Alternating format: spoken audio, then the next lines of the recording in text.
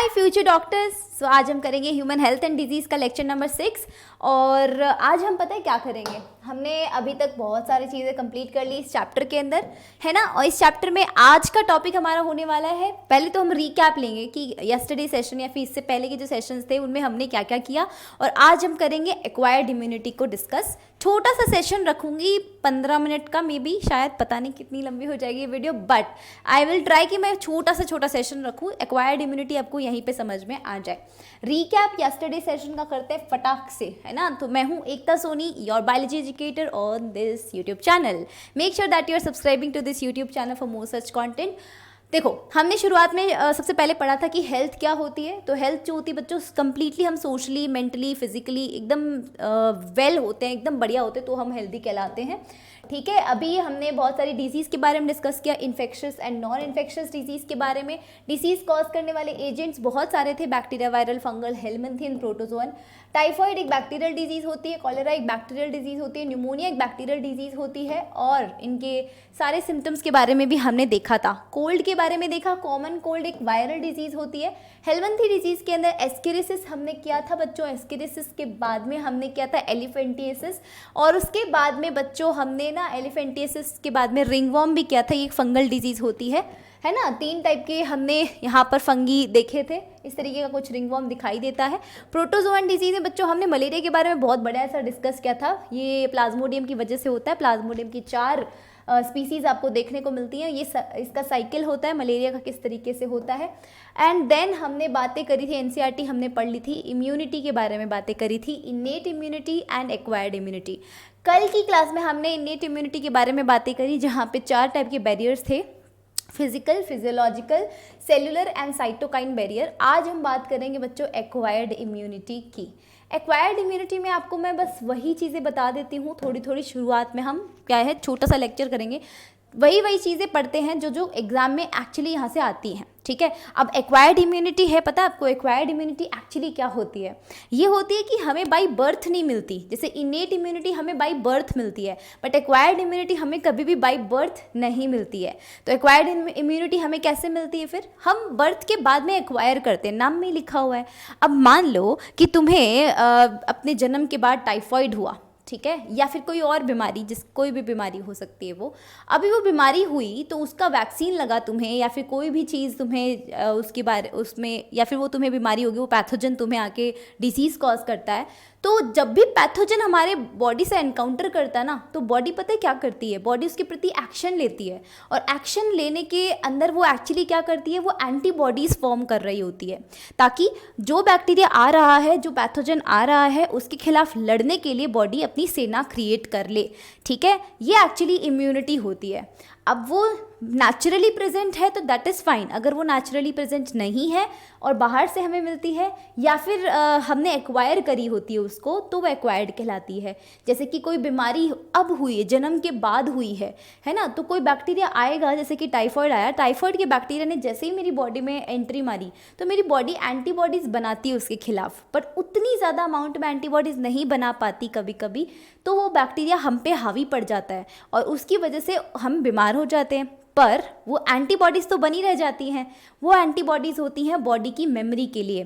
Body के immune system को एक मेमोरी चाहिए होती है कि भाई हाँ, ये बैक्टीरिया फिर कभी आएगा तो हम इस तरीके से इससे अपना काम मतलब इसको इस तरीके से हटाएंगे आप इस बॉडी से। ठीक है, तो इसलिए मेमोरी जो क्रिएट होती है वो एक्वायर्ड इम्यूनिटी में हमेशा क्रिएट होती है। तो ये जो मेमोरी होती है, ये एंटीबॉडीज़ बनकर हमें मिल जाती है। अब ये जो एक्वायर्ड इम्यूनिटी होती है, इसके 2 टाइप्स होते हैं, एक एक्टिव होता है, एक पैसिव होता है। यकीन मानिए इस स्लाइड से, कि जो स्लाइड आपको दिख रही है यहाँ से क्वेश्चंस तो इतनी बार आए हुए ही हैं।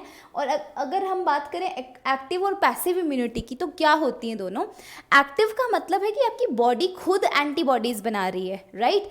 एंड पैसिव इम्यूनिटी का मतलब होता है जो आपको रेडीमेड इम्यूनिटी बाहर से मिल रही होती है। Immunity in the sense antibodies, right. तो active immunity and passive immunity में there is only the difference between those things. Active में आपकी बॉडी अपने आप बना रही होती है ना, एंटीबॉडीज़, और पैसिव में आपको रेडीमेड एंटीबॉडीज़ मिल रही होती हैं। कैसे आपकी बॉडी बनाती है? जैसे अभी मैंने एग्जांपल दिया कि अगर कोई बैक्टीरिया मुझे आके इन्फेक्ट करता है, तो बाय इन्फेक्शन मेरी बॉडी एंटीबॉडीज़ बना लेती है। तो इन्फेक्शन के बाद में या फिर कभी भी ज़िंदगी में आपको इन्फेक्शन हो रखा है ना, तो उस इन्फेक्शन के प्रति आपकी बॉडी एंटीबॉडीज़ बना चुकी है और वो अभी एक्वायर किया है हमने, बर्थ के बाद में वो इन्फेक्शन हुआ है, बर्थ के बाद में वो एंटीबॉडीज़ जब वो इन्फेक्ट करने वाला कोई पैथोजन है जब वो हमारी बॉडी में आया तब हमें वो इन्फेक्शन हुआ। तो वही इन्फेक्शन के बाद में जो हमें इम्यूनिटी मिलती है और हमारी बॉडी खुद उस एंटीबॉडीज़ को बना रही होती है, हमारी बॉडी खुद काम कर रही है, इसलिए एक्टिव, ठीक है, एक्टिव है ये और नेचुरल है क्योंकि सिंपल ऑर्गेनिज्म आया और हमें हमारी बॉडी को एक कहते हैं ना, हमारी बॉडी को पता लग गया कि ऐसा कोई इन्फेक्शन, ऐसा कोई बैक्टीरिया आएगा, ऐसा कोई पैथोजन आएगा, तो इसके खिलाफ इस तरीके की एंटीबॉडी बनानी है, तो वो इन्फेक्शन के बाद में अपने आप बॉडी एंटीबॉडीज़ बना लेती, वो नेचुरल होता है। अभी एक्टिव के अंदर भी नेचुरल और आर्टिफिशियल दो है, तो एक्टिव में बॉडी खुद भी बनाती है और आर्टिफिशियल में पता है क्या होता है, ये तो खुद जो पैथोजन था उसने हमारी बॉडी से बनवाई है, खुद पैथोजन ने हमारी बॉडी से एंटीबॉडीज़ बनवाई हैं, तो वो हो गया natural active, natural active acquired immunity, natural active acquired immunity. Artificial active acquired immunity कौन सी होती है, जिसमें वैक्सीनेशन किया जाता है। क्या होता है वैक्सीनेशन में मान लो आपको ना एक वैक्सीन दिया जाता है किसी भी पर्टिकुलर पैथोजन के खिलाफ, उसको ना वीकन कर देते हैं, बिल्कुल उस पैथोजन को एकदम कमज़ोर कर देंगे ताकि वो आपको इन्फेक्ट ना कर सके, ताकि आपको बीमार ना कर सके। वो पैथोजन आपको इस वैक्सीन में भर के बच्चों लगा दिया जाता है ताकि वो पैथोजन जो आपकी बॉडी में चला जाएगा, आपकी बॉडी को ऐसे पता लग जाएगा कि हाँ कोई और आया था हमारी बॉडी में और हमने उसके खिलाफ एंटीबॉडीज़ बनाई हैं, ठीक है। आपकी बॉडी में हमने कोई पैथोजन एंटर करवाया है पर वो जो पैथोजन है वो वीकेंड है, ठीक है बच्चों, वो वीकन किया है हमने, वो एकदम एक्टिव पैथोजन नहीं है जो आपकी बॉडी को बीमार कर दे। वो बीमार नहीं करेगा पर आपकी बॉडी को ये एहसास दिला देगा कि कोई ऐसा ऑर्गेनिज्म आए तो इसके खिलाफ एंटीबॉडी रेडी रखो। उसको कहते हैं एक्वायर्ड इम्यूनिटी में आर्टिफिशियल क्यों बोला इसे, क्योंकि हमने इंजेक्शन तो बाहर ही बनाया ना, ये ऑर्गेनिजम्स को हमने वीकन करा है, वो बाहर हमने किया, लेबोरेटरीज में किया है, तो ये हमने किया है आर्टिफिशियल। और ये वैक्सीनेशन बढ़िया एग्जांपल है। तो वैक्सीनेशन के ऊपर क्वेश्चन आए तो आपको बोलना है कि vaccination is a artificial active acquired immunity and जो इन्फेक्शन के थ्रू होने वाली जो इम्यूनिटी होती है तो वो होती है बच्चों नेचुरल एक्टिव एक्वायर्ड इम्यूनिटी। उसके अलावा हम पैसिव इम्यूनिटी की बात करें तो पैसिव इम्यूनिटी में हमारी बॉडी खुद नहीं एंटीबॉडीज़ बनाती, यहाँ पर हमें रेडीमेड एंटीबॉडीज़ मिल रही होती हैं। अब कैसे मिलती हैं रेडीमेड एंटीबॉडीज़ में बच्चों, एक इसमें भी दो क्लासेस हैं, नेचुरल और आर्टिफिशियल। मान लो एक बच्चा पैदा हुआ है और उसके बारे में ऐसे डॉक्टर्स बोलते हैं ना कि सबसे पहले माँ का पीला गाढ़ा दूध पिलाओ इसे, तो पीला गाढ़ा दूध जो होता है वो कोलेस्ट्रम होता है, उसमें भरपूर IgA एंटीबॉडी होती है और ये क्वेश्चन आ चुका है PYQ। तो ये IgA एंटीबॉडी जो होती है ना बहुत ज़्यादा होती है उनके दूध में। तो ये एंटीबॉडी किसकी बॉडी में बनी है, ये माँ के बॉडी के अंदर की एंटीबॉडी, राइट, माँ की बॉडी में बनी है ये। तो ये बॉडी में बन के आई है एंटीबॉडी, इसलिए हम इसको नेचुरल बोल रहे हैं। जो चीज़ बॉडी में नेचुरली बन रही है ना तो वो नेचुरल हो जाता है, ठीक है। अब पैसिव इसलिए बोला क्योंकि रेडीमेड है ना, बच्चे के लिए तो रेडीमेड है, बच्चे को तो सीधी एंटीबॉडीज़ दूध के थ्रू पिला दी गई है एंटीबॉडीज़, राइट। तो बच्चे के लिए वो पैसिव है, बच्चे के लिए वो एक्टिव नहीं है, बच्चे ने खुद ने अपनी बॉडी में नहीं बनाई है, बच्चे को दूसरे की बॉडी में बनी हुई एंटीबॉडी दे दी गई है रेडीमेड, ठीक है। अब क्योंकि माँ की बॉडी में बनी इसलिए नेचुरल बोल दिया, अब बच्चे को मिल गई है इसलिए पैसिव बोला, रेडीमेड मिली है बच्चे को। बात करते हैं आर्टिफिशियल की। आर्टिफिशियल के अंदर क्या होता है, सेम चीज़ होती है, वैक्सीन देते हैं हम। वैक्सीन कैसा, जैसे कि एंटीवेनम देना है। मान लो कि कोई ऐसा कोई इंसान है जिसको सांप ने काट लिया, अब सांप ने काटा होगा तो डेफिनेटली उसको इंजेक्शंस तो देने पड़ेंगे। अब इंजेक्शन ऐसा तो नहीं दे सकते हम इसको इंजेक्शन की, ये वीकन करके इंजेक्शन उसको माइक्रोब थोड़ा सा देंगे, उसकी बॉडी को थोड़ा सा एक्सपोजर करवाएंगे, फिर जाके उसकी बॉडी धीरे धीरे एंटीबॉडीज़ बनाना शुरू करेंगी। ये तो काम गड़बड़ हो जाएगा बच्चों। अगर हमने उसकी बॉडी पे छोड़ दिया कि वो उसकी बॉडी खुद ही एंटीबॉडी बनाएगी, अगर हमने ऐसे वैक्सीनेशन करना शुरू कर दिया कि जिसमें वीकन किए हुए माइक्रोब्स देने लग गए उसे और उसकी बॉडी पे छोड़ दिया कि भाई बना ले एंटीबॉडीज, तब तो हो गया काम, तब तो सांप का जहर फैल जाएगा इतनी देर में बॉडी में। तो हमें क्या करना पड़ेगा, हमें तुरंत फटाफट उसको जाके एंटीबॉडीज़ देनी पड़ेंगी और एंटीबॉडीज़ रेडीमेड होंगी। इंजेक्शंस में भरी होंगी और उसको ले जाके सीधा एंटी वेनम इंजेक्शंस देना पड़ेगा जो जहर के खिलाफ लड़ेगा। ऐसे ही टिटनस टॉक्सॉइड का इंजेक्शन हम देते हैं बच्चों, ये क्वेश्चंस आए हुए हैं नीट के अंदर, इसलिए मैंने यहाँ पर ये ऐड किया है। तो आर्टिफिशियल के अंदर आपको इस तरीके का काम होता है और इसमें भी इस तरीके का काम होता है। आई होप सो कि आपको ये एक्वायर्ड इम्यूनिटी के बारे में ये स्लाइड बढ़िया से कवर हो गई होगी। अगर कोई डाउट है कॉमेंट सेक्शन में लिखो फटाफट। एक्वायर्ड इम्यूनिटी जहाँ तक हमने पढ़ी है उसके फीचर्स क्या क्या हैं देख लेते हैं।